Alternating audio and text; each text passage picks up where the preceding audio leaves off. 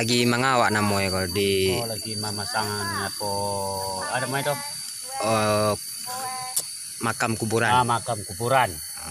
Jadi pemasangnya dari Sungai Garinggiang. Sungai Garinggiang ya? Betul. Oh, mantap ya.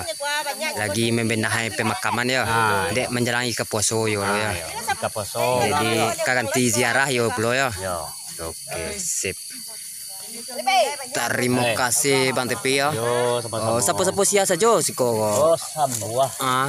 Macam awak keluarga ya. Awak keluarga. Ada macam masih ya. Iya.